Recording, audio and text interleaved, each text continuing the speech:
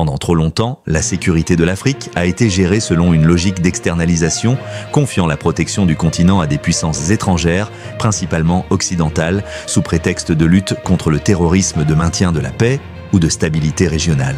Cette approche a transformé l'Afrique en spectatrice de sa propre destinée sécuritaire, reléguant ses États au second plan dans les décisions vitales pour leur propre population. Elle a engendré une dépendance structurelle où les stratégies, les priorités et même les moyens déployés étaient tôt décidés hors du continent, souvent sans consultation réelle ni prise en compte des spécificités locales. Les résultats ont été à la hauteur des contradictions de cette méthode.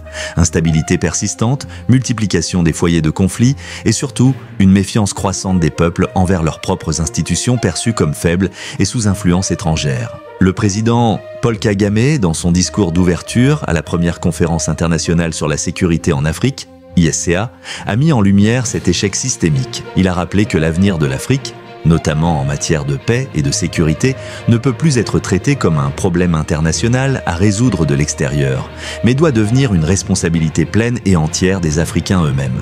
L'ISCA n'est pas une conférence de plus, elle incarne un tournant historique, une prise de conscience collective qu'il est temps pour l'Afrique de reprendre le contrôle de sa sécurité.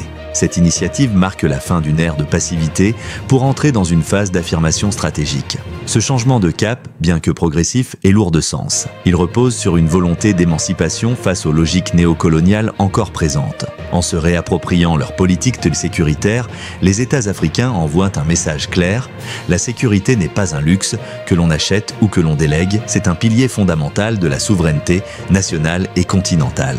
Cette reconquête implique d'élaborer des doctrines de défense enracinées dans les réalités locales, de renforcer les capacités militaires et civiles des pays et surtout de restaurer la confiance des populations dans leurs institutions. Ce processus ne signifie pas le rejet du partenariat international, mais une redéfinition des rôles. L'objectif n'est pas de s'isoler du reste du monde, mais de participer en tant que partenaire crédible et respecté dans les dialogues globaux sur la sécurité. Cela suppose également une plus grande cohésion entre les pays africains eux-mêmes afin de mutualiser les ressources, harmoniser les stratégies et répondre efficacement aux menaces transnationales.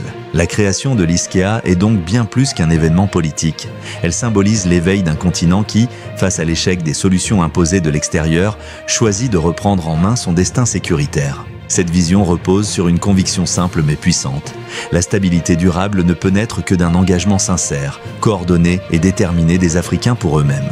L'élan actuel vers une souveraineté africaine assumée ne s'est pas fait de manière spontanée. Il s'appuie sur des figures émergentes qui ont osé rompre avec les modèles traditionnels de soumission ou de coopération déséquilibrée avec les anciennes puissances coloniales. Parmi elles, le président Ibrahim Traoré du Burkina Faso incarne une nouvelle génération de leaders résolus à remettre en question l'ordre établi.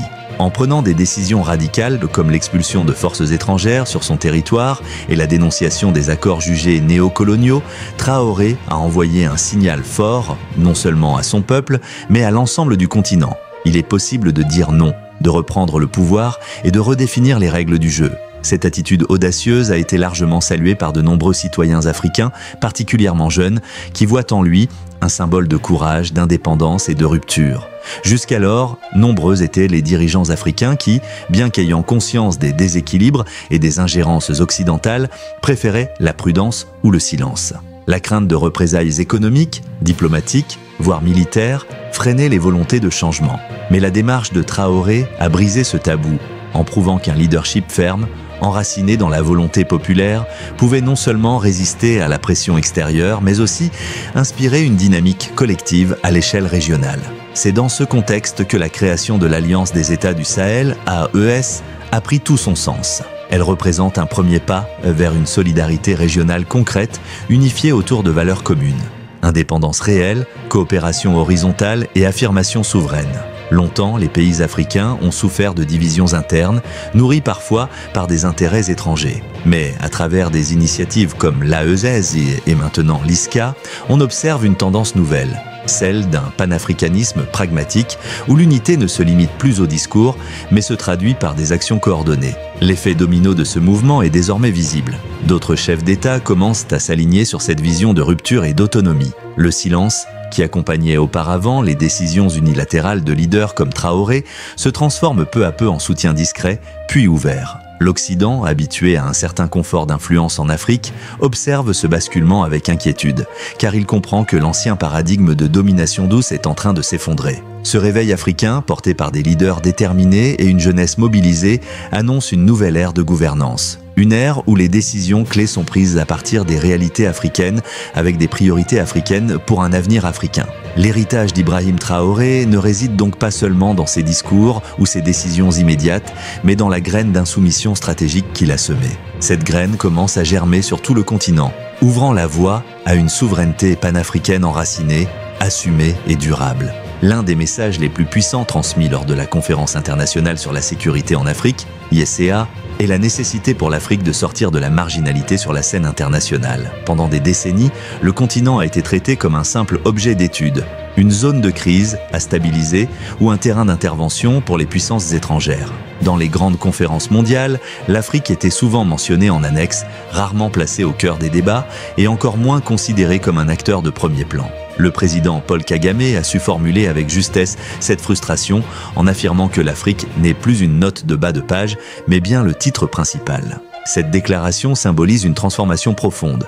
L'Afrique n'est plus en attente de solutions venues d'ailleurs. Elle entend désormais en produire et les imposer à l'agenda mondial. Cette volonté de passer de la périphérie au centre est une revendication de dignité, mais aussi d'efficacité. Les discours tenus à Kigali révèlent une conscience aiguë que les anciennes dynamiques ont échoué.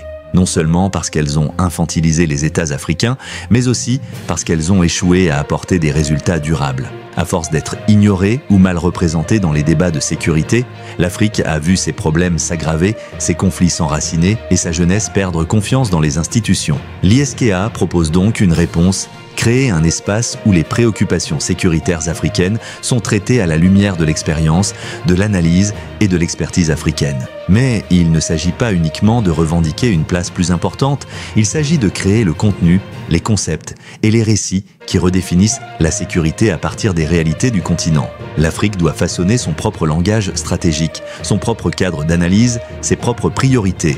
En cela, la conférence marque une évolution majeure. Elle ne cherche pas à reproduire des modèles occidentaux de sécurité, mais à proposer des solutions adaptées, enracinées dans les contextes locaux. Cela suppose de valoriser les savoirs endogènes, de mobiliser les universités africaines, les experts, les penseurs, mais aussi les communautés de terrain. Ce repositionnement implique également une revalorisation de la parole africaine dans les arènes internationales. Il est temps que les représentants du continent parlent avec autorité, en tant que producteurs de solutions et non comme des victimes silencieuses de problèmes créés ailleurs. Cela passe par une diplomatie renforcée, mais aussi par une meilleure coordination entre les États africains afin de parler d'une seule voix sur les enjeux cruciaux. Car si le continent reste divisé, il continuera à être marginalisé.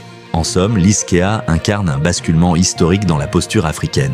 Elle symbolise le refus de la marginalité, la reconquête de la narration et l'ambition de diriger les débats qui concernent directement le continent. C'est une invitation à penser l'Afrique non comme un sujet de crise, mais comme un centre stratégique pour le monde de demain. Le temps est venu pour l'Afrique non seulement de participer aux débats mondiaux, mais de les initier, de les cadrer et d'y apporter sa vision. L'un des piliers fondamentaux du renouveau sécuritaire africain, tel que présenté lors de la Conférence internationale sur la sécurité en Afrique, ISCA, repose sur la nécessité de renforcer les capacités internes du continent. Les discours prononcés à Kigali, en particulier par le président Paul Kagame et l'ancien président de la Commission de l'Union africaine, Moussa Faki Mahamat, insistent sur une vérité incontournable. Sans institutions solides, sans responsabilité assumée et sans coopération intra-africaine, la souveraineté reste un mot vide. Trop souvent, les États africains ont dénoncé l'ingérence extérieure tout en laissant leurs structures internes vulnérables, inefficaces ou dépendantes. Ce paradoxe a favorisé les interventions étrangères et décrédibilisé les capacités réelles du continent à se gouverner de manière autonome. Le renforcement des capacités ne signifie pas uniquement la montée en puissance militaire ou policière. Il s'agit avant tout d'un processus politique et institutionnel qui implique de responsabiliser les dirigeants africains face aux enjeux sécuritaires de leur peuple. Cela commence par une gouvernance efficace, transparente, inclusive, capable de répondre aux attentes citoyennes et de prévenir les conflits avant qu'ils ne dégénèrent. Comme le rappelle Kagame, il ne peut y avoir de sécurité sans bonne gouvernance et inversement. Un État corrompu ou autoritaire devient une source d'instabilité. Même s'il dispose de moyens de défense, Dans cette perspective, l'Union africaine, UA, et son Conseil de paix et de sécurité doivent de jouer un rôle moteur.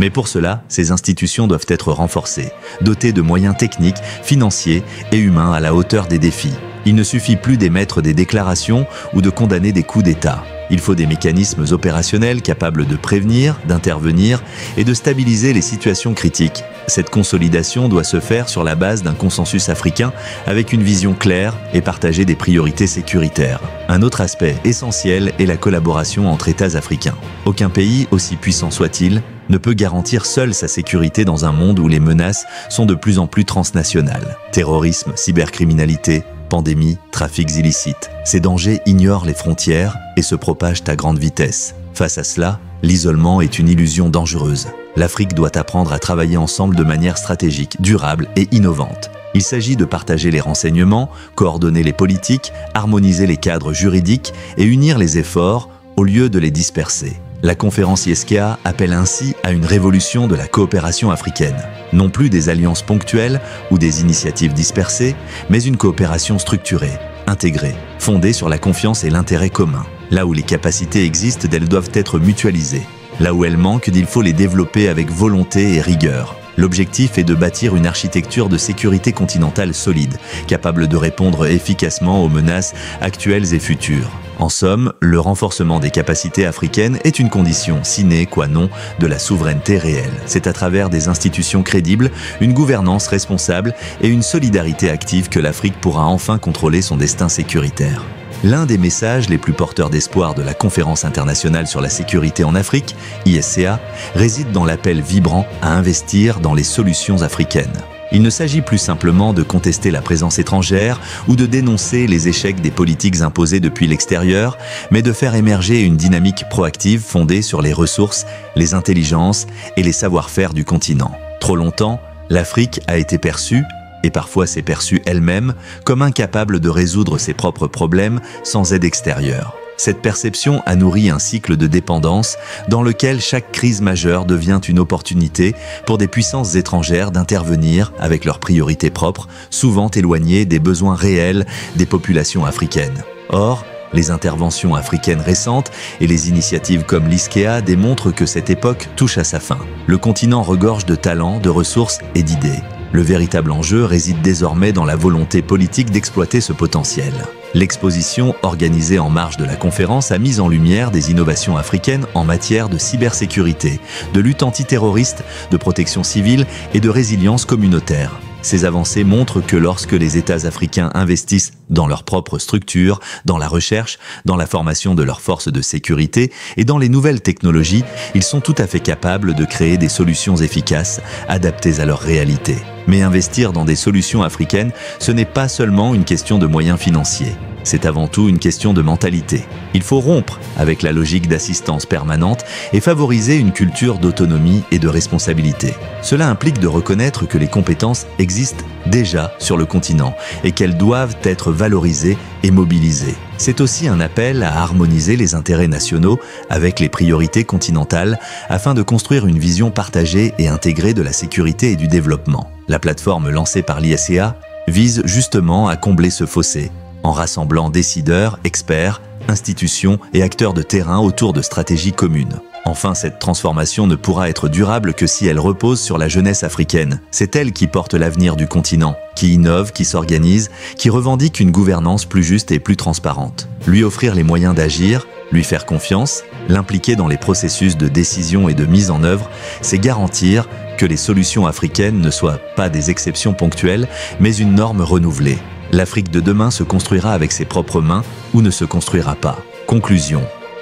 La conférence ISCA marque une rupture historique. L'Afrique n'est plus un champ d'expérimentation pour les puissances étrangères, mais un acteur souverain, visionnaire et déterminé à se redéfinir selon ses propres termes. En misant sur ses ressources, ses institutions, ses leaders et sa jeunesse, le continent affirme qu'il est prêt à produire ses propres solutions aux défis de sécurité, de gouvernance et de développement. Cette nouvelle ère n'est ni utopique ni idéaliste, elle est nécessaire, urgente et portée par une volonté profonde de transformation. Le chemin vers une Afrique forte, unie et autonome est tracé. À présent, il s'agit de l'emprunter avec courage, détermination et foi en son propre potentiel.